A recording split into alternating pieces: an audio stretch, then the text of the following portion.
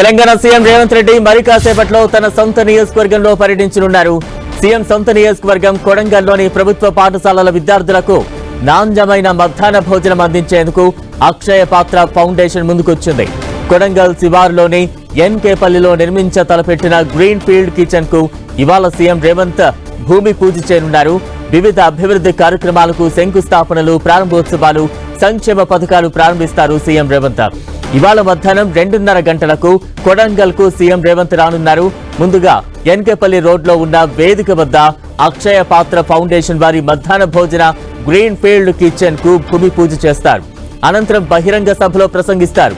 దుద్యాల మండలం హకీంపేటలో టీజీఐఐసి ఆధ్వర్యంలో ఏర్పాటు చేస్తున్న ఇండస్ట్రియల్ కారిడార్, ఎడ్యుకేషనల్ హబ్ ను సీఎం రేవంత్ పరిశీలించనున్నారు.